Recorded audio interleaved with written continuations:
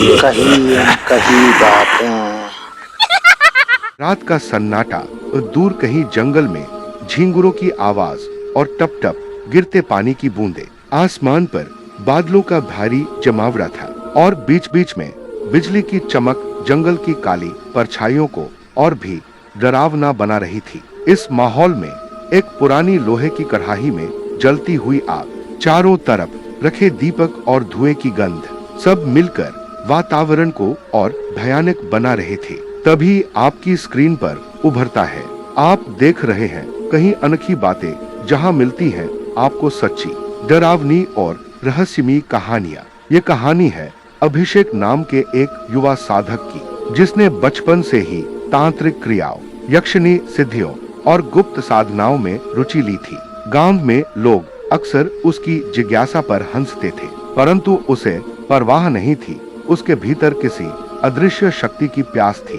एक रात जब वह अपने गुरु के आश्रम में प्राचीन ग्रंथ पढ़ रहा था, तो उसे एक पन्ने पर लिखा मिला, यक्षिणी सिद्धि, वह रहस्य जिसके आगे मृत्यु भी नतमस्तक हो जाती है। उसके दिल की धड़कन तेज हो गई। पन्नों पर आगे लिखा था कि यक्षिणी सिद्धि से मनुष्य को अपार धन, शक्ति, वशीकरण और अलौकिक सुख प्राप्त हो सकता है, परंतु यह साधना आसान नहीं। साधक को 41 दिन तक अंधेरे जंगल में एकांत में बिना किसी भय के तांत्रिक विधि से साधना करनी होती है। अगर साधना सफल हुई तो यक्षिणी स्वयं प्रकट होकर साधक को वरदान देती है, लेकिन अगर साधना में कोई गलती हुई तो साधक की आत्मा अनंत काल तक भटकती रहती है। अभिषेक के भीतर एक आग जल उठी।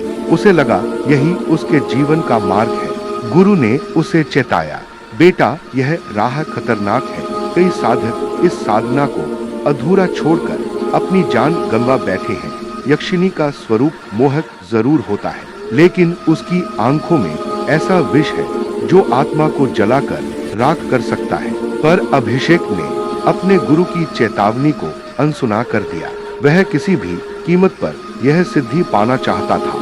साधना की रात आ चुकी थी। जंगल के बीचों बीच, जहां पेड़ों की शाखाएं आपस में उलझी हुई थी और हवा में सीलन और डरावनी गंध फैली हुई थी, अभिषेक ने अपना आसन बिछाया। उसने अपने चारों ओर रक्षात्मक चक्र बनाया, मंत्रों का जाप शुरू किया और अग्निकुंड जलाया। पहले दिन सब सामान्य रहा। दूसरे दिन उसे महसूस हुआ कि उसके चारों ओर कोई अदृश्य छाया घूम रही है। तीसरे दिन अचानक आग की लपटें अपने आप तेज होने लगी और हवा में किसी स्त्री की हंसी गूंज उठी। अभिषेक का दिल जोरों से धड़क रहा था, लेकिन उसने मंत्रोच्चारण बंद नहीं किया। उसकी आंखों के सामने सोने के सिक्के गिरने लगे, जैसे कोई अदृश्य हाथ उन्हें फेंक रहा हो। फिर धीरे धीरे धुएं से एक स्त्री का रूप उभरने लगा। वह इतनी सुंदर थी कि मानो स्वर्ग से उतर आई हो। उसकी लंबी काली जुल्फें, गहनों से लदा शरीर और लाल रेशमी वस्त्र, परंतु उसकी आंखों में एक अजीब चमक थी, मोहक भी और भयावह भी। वह यक्षिणी थी। तुमने मुझे बुलाया है साधक। उसकी आवाज ऐसी थी कि एक पल को अभिषेक का दिल कांप उठा, लेकिन उसने हिम्मत जुटाई और कहा, हाँ, मैं तुम्हारी सिद्धि चाहता हूँ। यक्षिणी मुस्कुराई, सिद्धि पाने की चाहत तो हर कोई रखता है, पर इसकी कीमत चुकानी पड़ती है। क्या तुम तैयार हो? अभिषेक बिना सोचे बोले, हाँ, मैं तैयार हूँ। यक्षिणी ने अपनी आंखें उसकी आंखों में डाल दी। पल भर में अभिषेक के चारों ओर सब कुछ घूमने लगा। जंगल, पेड़, आग सब अदृश्य हो गए। वह खुद को एक सुनहरे महल में खड़ा पा रहा था, जहाँ चारों ओर असंख्य सोने चांदी के खजाने थे। परंतु अचानक उसकी नजर महल की दीवारों पर गई। वहाँ खून से सने हाथों के निशान थे और दूर से चीखने की आवाजें आ रही थी। अभिषेक के कदम डगमगा गए। अभिषेक के कदम उस सुनहरे महल में कांप रहे थे। चारों ओर बिखरे खजाने, अनगिनत सोने की मूर्तियां, रत्नों से जड़े सिंहासन, परंतु हर चीज के साथ एक अजीब सी ठंडक जुड़ी हुई थी। वह ठंडक जो आत्मा तक को जमा दे। यक्षिणी उसके सामने खड़ी थी। उसकी आंखें अब और गहरी लग रही थी, मानो उनमें कोई अनंत अंधकार भरा हो। वह धीरे धीरे मुस्कुराई और बोली, अभिषेक, तुम्हें यह सब चाहिए ना? अपार धन, शक्ति और सुख, तो तुम्हें मेरी शर्तें माननी होंगी। अभिषेक ने कंपती आवाज में पूछा। कैसी शर्तें? यक्षिणी ने अपने लंबे नाखूनों से हवा में एक गोल चक्र खींचा। वह चक्र चमक उठा और उसमें अजीब आकृतियां उभरने लगी। पहली शर्त, तुम्हें अगले 41 दिनों तक किसी भी मानव से बात नहीं करनी होगी। दूसरी शर्त, हर रात मुझे अपने रक्त की एक बूंद अर्पित करनी होगी। और तीसरी शर्त, इस साधना के दौरान अगर तुम्हारे मन में एक भी बार भय या मोह जागा तो तुम्हारी आत्मा सदा के लिए मेरी होगी। अभिषेक के गले से आवाज तक नहीं निकली, परंतु लालच और सिद्धि की प्यास उसके दिल में और तेज जल रही थी। उसने सिर झुकाकर कहा, मैं स्वीकार करता हूँ। उस रात जब वह साधना से लौटा तो उसे अपने शरीर में भारीपन महसूस हुआ। आग बुझ चुकी थी, परंतु राख में अब भी अजीब सी चमक थी। जंगल पहले से ज्यादा डरावना लग रहा था। अगली रात उसने फिर मंत्रोच्चारण शुरू किया। जब वह अपनी उंगली से रक्त की एक बूंद अग्नि में टपकाता तो अचानक हवाओं में एक भयानक गर्जना सुनाई देती। धीरे धीरे यक्षिणी फिर प्रकट होने लगी, परंतु इस बार उसका रूप और भी विचित्र था। उसकी आंखों में अंगारों जैसी लाल चमक थी। उसके पैरों के नीचे जमीन पर हरियाली नहीं बल्कि राख थी। वह हंसी, ऐसी हंसी जिससे जंगल के सारे पक्षी एक साथ चुप हो गए। अच्छा साधिक, तुम आगे बढ़ रहे हो, पर याद रखना, जितना तुम आगे बढ़ोगे उतना ही अंधकार तुम्हें निगलने की कोशिश करेगा। अभिषेक ने कुछ नहीं कहा। वह मंत्रों का जाप करता रहा। दिन बीतते गए। हर रात वह यक्षिणी को अपने रक्त की बूंद अर्पित करता और उसके बदले उसे अजीब शक्तियां मिलने लगी। अब वह भविष्य की घटनाएं सपनों में देखने लगा था। कभी कभी उसके शब्द किसी को वश में कर लेते। गांव में लोग उसकी आंखों में कुछ अनजाना डर महसूस करने लगे। लेकिन जैसे जैसे उसकी सिद्धि बढ़ रही थी, वैसे वैसे उसका शरीर कमजोर होता जा रहा था। उसकी आंखों के नीचे काले घेरे गहरे होते जा रहे थे। उसकी नाड़ी तेज धड़कती, परंतु चेहरे पर पागलपन भरी मुस्कान रहती। एक रात जब उसने साधना शुरू की तो अचानक जंगल का माहौल बदल गया। पेड़ हिलने लगे, हवाएं गरजने लगी। अग्निकुंड की लपटें इतनी ऊंची उठी कि मानो आसमान तक पहुंच जाए। और फिर वह आई। यक्षिणी अब अपने असली स्वरूप में सामने थी। लंबे लंबे दांत, लहू से सना मुंह और शरीर से उठती हुई काली धूम। उसका रूप इतना भयावह था कि अभिषेक की आत्मा कांप गई, परंतु वह भागा नहीं। उसने अपने मंत्र और तेज कर दिए। यक्षिणी ने एक भयानक चीख लगाई और बोली, याद रखो साधक, अब तुम सिर्फ मेरे हो। अगर साधना पूरी हुई तो अमरत्व और शक्ति तुम्हें मिलेगी, लेकिन अगर कहीं डगमगाए तो इस जंगल की हर आत्मा तुम्हें निगल जाएगी। अभिषेक का शरीर कांप रहा था, लेकिन उसकी आंखों में जुनून था। साधना का 20वां दिन। उस रात अभिषेक को एक सपना आया। उसने देखा कि उसका गांव जल रहा है, लोग चीख रहे हैं और हर कोई उसी का नाम पुकार रहा है। अभिषेक, अभिषेक, तुमने हमें क्यों श्राप दिया? वह अचानक पसीने में तरबतर उठ बैठा, परंतु जब उसने चारों ओर देखा तो पाया कि सपना सच हो गया है। जंगल में आग लगी हुई थी और अजीब सी आत्माएं उसके चारों ओर घूम रही थी। वह डर गया, परंतु तभी यक्षिणी सामने आई। साधक, तुम्हारा मन डगमगाने लगा है, याद रखो, भय तुम्हें नष्ट कर देगा। उसने उसकी ओर हाथ बढ़ाया और पल भर में वह आग बुझ गई। अभिषेक की सांसें भारी हो रही थी, लेकिन उसने खुद को संभाला और मंत्र जारी रखा। उसकी सिद्धि अब आधी पूरी हो चुकी थी। गांव के लोग अब उससे डरने लगे थे। कभी कभी वह अपने घर के आंगन में अकेले बैठा रहता, पर उसकी आंखों में ऐसी चमक होती कि लोग पास आने से कतराते। कुत्ते उसके घर के बाहर अकारण भौंकते रहते और बच्चों को सपनों में उसका चेहरा डराने लगा था। गुरु ने जब यह हाल देखा तो उसे रोकने आए। अभिषेक, ये राह तुम्हें मौत की तरफ ले जा रही है, अभी भी समय है, पीछे हट जाओ। पर अभिषेक अब पागलपन की हद तक डूब चुका था। उसने अपने गुरु को भी धक्का देकर बाहर कर दिया। अब कोई मुझे रोक नहीं सकता, यक्षिणी मेरी है और मैं उसका। उसकी आंखों में अब मानवता नहीं रही थी, सिर्फ आग और पागलपन। अभिषेक अब साधना के तीसरे पड़ाव पर पहुंच चुका था। उसके शरीर से खून सूखने लगा था, आंखें धंस चुकी थी, पर चेहरे पर पागलपन की मुस्कान अब भी थी। हर रात उसका रक्त अग्नि में टपकता और हर रात यक्षिणी का स्वरूप और भी भयानक हो जाता। अब तक वह कभी सुंदर अप्सरा जैसी दिखती, कभी विकराल राक्षसी जैसी। उसके रूप का कोई ठिकाना नहीं था, लेकिन अभिषेक की आंखों में सिर्फ एक प्यास थी, सिद्धि की प्यास। साधना का 30वां दिन। उस रात जंगल में अजीब घटनाएं हुई। पेड़ अपनी जगह से हिलने लगे, हवाओं में किसी स्त्री का करुण विलाप गूंजने लगा, अग्निकुंड की लपटों से खून की बूंदें टपक रही थी।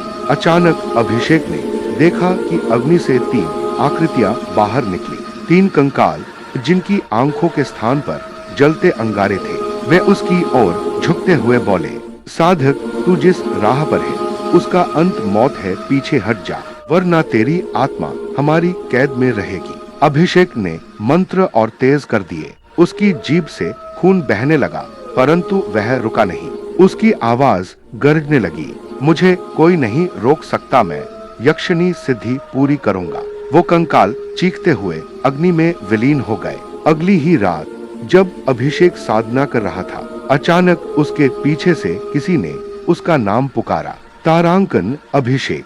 वह पलटा और उसके सामने उसकी माँ खड़ी थी, चेहरे पर आंसू, हाथ में दीपक। बेटा घर लौट आ, यह राह पाप की है, मैं तुझसे विनती करती हूँ। अभिषेक का दिल कांप उठा, लेकिन तभी उसे गुरु की चेतावनी याद आई। साधना के दौरान अगर किसी भी मोह या भय में फंस गए तो सब समाप्त हो जाएगा। उसने अपनी आंखें बंद कर ली और मंत्र जारी रखे। जब उसने दोबारा आंखें खोली तो माँ की जगह एक भयानक लाश खड़ी थी, गले से खून बहता, आंखें बाहर निकली हुई। लाश ने उसकी ओर हाथ बढ़ाया और पल भर में धुएं में विलीन हो गई। अभिषेक पसीने से भीग गया। यह सब छल है, सब यक्षिणी का खेल है। साधना का 35वां दिन। अब उसका शरीर जवाब देने लगा था। वह कई दिनों से भोजन तक नहीं कर पाया था, सिर्फ मंत्रोच्चारण और रक्तदान। उसकी नसें फूल चुकी थी, शरीर पर घाव हो गए थे, परंतु अब वह पीछे नहीं हट सकता था। उस रात यक्षिणी फिर प्रकट हुई, पर इस बार उसका स्वरूप इतना डरावना था कि पेड़ों पर बैठे पक्षी तड़प तड़प कर मर गए। उसकी आंखें लाल अंगारे जैसी, बाल सांपों जैसे हिल रहे थे और उसकी जीभ पर खून टपक रहा था। साधक तेरा समय निकट है, अगले 6 दिनों में तेरी साधना पूरी होगी, पर याद रख अंतिम रात तू अकेला नहीं होगा। अनगिनत आत्माएं तुझे रोकने आएंगी। अगर तू जीत गया तो मैं तुझे अपनी सिद्धि दूंगी, और अगर हार गया तो तू सदा के लिए मेरा दास होगा। अभिषेक की आंखों में जुनून था, मैं पीछे नहीं हटूंगा, चाहे जान भी चली जाए।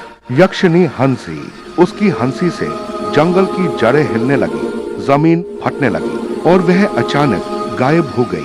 अगले दिन से अभिषेक पर मानसिक हमले शुरू हो गए। कभी उसे दिखता कि उसका घर खंडहर बन गया है, कभी वह देखता कि उसकी लाश खुद उसके सामने पड़ी है, कभी वह अपने कानों में सैकड़ों आवाजें सुनता, तारांकन मरो मरो, यह राह मौत की है। उसका दिमाग बिखरने लगा, लेकिन वह हर हाल में मंत्र करता रहा।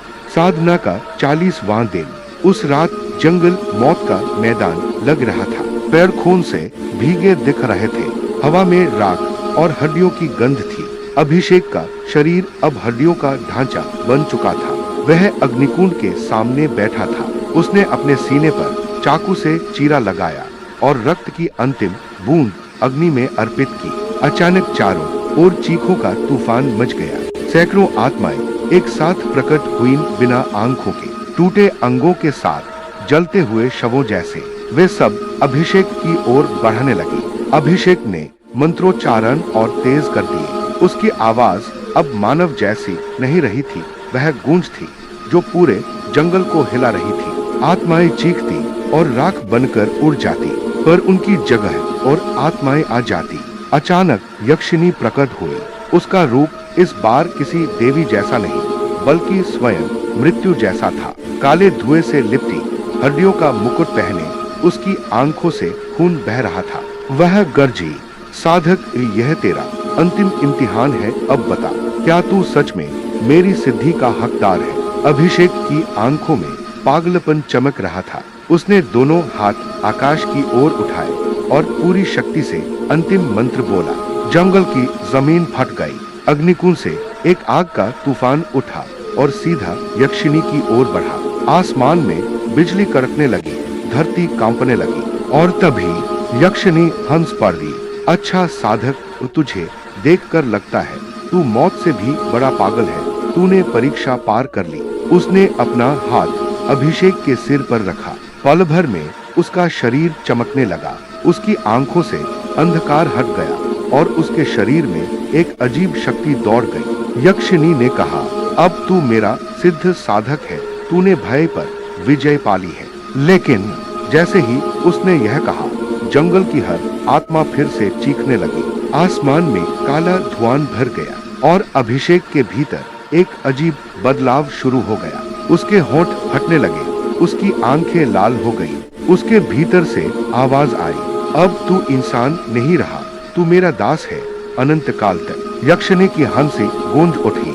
जंगल की ठंडी हवाएं अब आग बन चुकी थी। अभिषेक के शरीर से शक्ति की लहर निकल रही थी। उसकी आंखों से लाल रोशनी फूट रही थी और चारों ओर मानो पूरा ब्रह्मांड उसकी साधना के आगे झुक रहा था। यक्षिनी उसके सामने खड़ी थी। उसके चेहरे पर रहस्यमयी मुस्कान। साधक, तूने वह कर दिखाया जो हजारों वर्षों से कोई नहीं कर पाया। तूने भय को हराया, मृत्यु को मात दी और मोह का बंधन तोड़ा।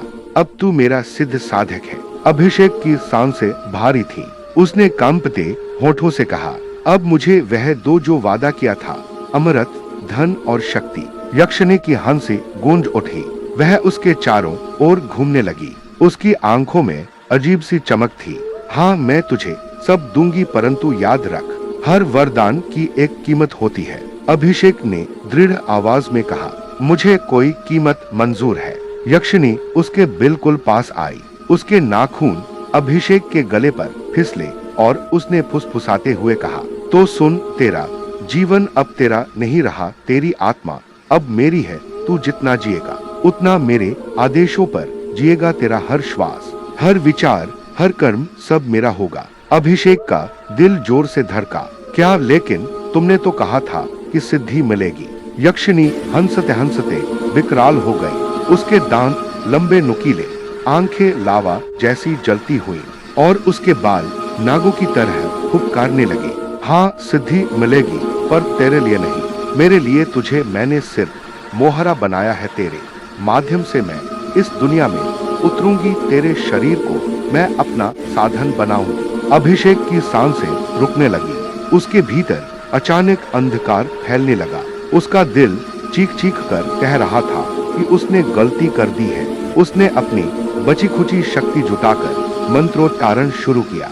ओम क्ली यक्षिण्य नमः, ओम क्ली यक्षिण्य नमः। लेकिन इस बार मंत्रों की शक्ति बेसर थी। यक्षिनी की हंसी इतनी तेज गूंजी कि आसमान की बिजली फट गई। जंगल की जमीन कांपने लगी और हड्डियों का अंबार जमीन से बाहर निकलने लगा।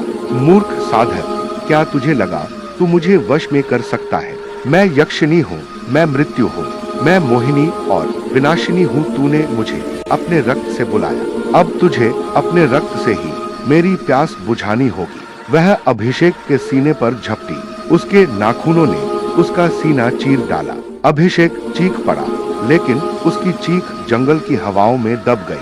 अचानक उसे अपने गुरु की आवाज सुनाई दी, अभिषेक, याद रख, हर अंधकार में एक प्रकाश छिपा होता है। अगर तेरा मन सच में दृढ़ है तो तू अब भी मुक्त हो सकता है। अभिषेक की आंखों में आंसू भर आए। उसने दर्द से तड़पते हुए अपने रक्त में उंगली डुबोई और जमीन पर मंत्र लिखना शुरू किया। ओम नमः शिवाय, ओम नमः शिवाय। जैसे ही यह मंत्र गूंजा, जंगल में अचानक तेज प्रकाश फैल गया। यक्षिनी चीख पड़ी। उसकी आंखों से खून की धाराएं बहने लगी। नहीं, यह संभव नहीं। मैंने तुझे बांध लिया था। अभिषेक की आवाज कांप रही थी, पर अब उसमें दृढ़ता थी। नहीं, तूने मुझे धोखा दिया, लेकिन अब मैं तुझे अपने साथ गिरा दूंगा। उसने पूरा शरीर ताकत से जमीन पर पटका और अंतिम बार मंत्रोच्चारण किया। अचानक अग्निकुंड की लपटें आसमान तक उठी, जंगल जलने लगा। यक्षिणी की चीखें पूरे वातावरण को हिला रही थी। वह धुएं और राख में बदलने लगी। नहीं साधक, तूने मुझे क्यों नष्ट किया? मैं तुझे सब कुछ देने वाली थी। अभिषेक के शरीर से भी जीवन शक्ति निकलने लगी। उसकी आंखें धीरे धीरे बंद हो गईं, परंतु उसके चेहरे पर एक शांति थी, जैसे उसने अपने गुरु की बात मानकर अंततः सही राह चुनी हो। सुबह होने पर जब गांव वाले जंगल पहुंचे तो वहां सिर्फ राख थी। न कोई पेड़, न कोई अग्निकुंड, न अभिषेक। सिर्फ जमीन पर रक्त से लिखा एक मंत्र चमक रहा था, ओम नमः शिवाय। लोगों ने उस जगह को पवित्र मानकर पूजा शुरू कर दी। लेकिन कुछ लोग अब भी कहते हैं कि जब अंधेरी रातों में हवा तेज चलती है तो उस जंगल से किसी साधक की चीख और यक्षिणी की हंसी साथ साथ सुनाई देती है, मानो उनकी लड़ाई अब भी जारी हो। सुबह की रोशनी जंगल के जले हुए हिस्सों पर फैली, पर वहां एक भयानक सन्नाटा था। गांव वाले धीरे धीरे उस जगह इकट्ठा हुए जहां रात को आग की लपटें आसमान तक उठती दिखाई दी थी। लोगों ने सिर्फ राख और टूटी फूटी हड्डियों का ढेर देखा।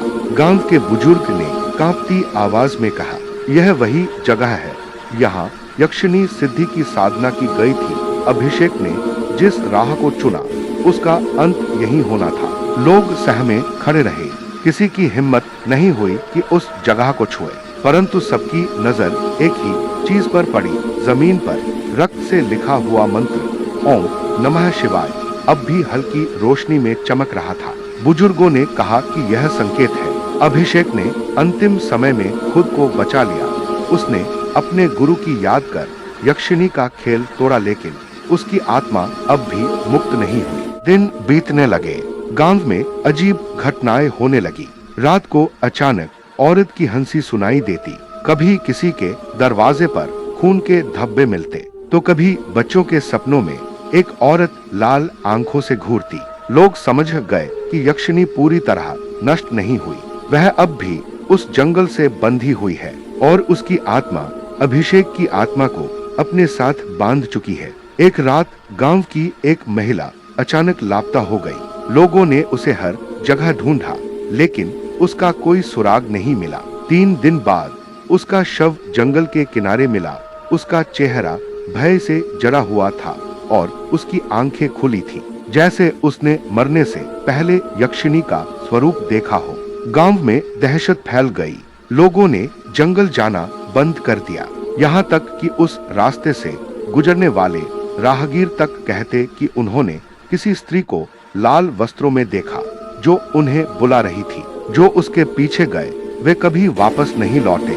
गांव के पुजारी ने वहां एक महायज्ञ कराया। हजारों दीपक जलाए गए, मंत्रों का जाप हुआ। कुछ समय तक शांति रही, लेकिन फिर बरसात की एक अंधेरी रात को बिजली चमकते ही गांव के मंदिर की घंटी अपने आप बजने लगी। लोग दौड़कर मंदिर पहुंचे तो उन्होंने देखा कि मूर्ति के चारों ओर खून के छींटे पड़े हैं, और उसी समय दूर जंगल से वही हंसी गूंजी, तारांकिन हाँ हाँ हाँ। लोग समझ गए कि यक्षिणी अब भी मुक्त नहीं हुई। आज भी कहा जाता है कि जब अमावस्या की रात आती है तो उस जंगल में अजीब रोशनी दिखाई देती है। कभी सोने के सिक्कों की चमक, कभी किसी स्त्री का गीत, कभी किसी साधक का रोदन। पर जो भी उस लालच में वहां गया वह कभी वापस नहीं लौटा। कुछ लोग दावा करते हैं कि उन्होंने अभिषेक की परछाई देखी है।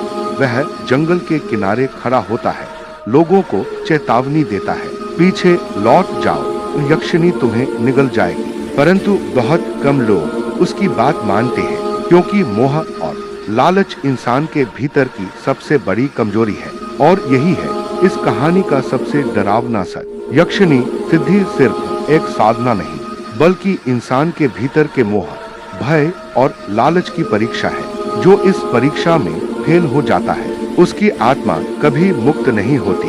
गांव वाले अब भी बच्चों को यह कहानी सुनाते हैं ताकि वे कभी अंधेरी रातों में जंगल की ओर न जाएं। परंतु कुछ साहसी लोग जो धन और शक्ति की चाहत में अंधे हो जाते हैं अब भी वहां जाते हैं, और जब वे लौटकर नहीं आते तो लोग सिर्फ इतना कहते हैं, एक और आत्मा यक्षिनी के जाल में फंस गई। आप देख रहे थे कहीं अनोखी बातें। अगर आपको यह कहानी पसंद आई तो वीडियो को लाइक और चैनल को सब्सक्राइब करना न भूलें। याद रखिए, कुछ रहस्य ऐसे होते हैं जिन्हें छेड़ना मौत को न्योता देने जैसा है।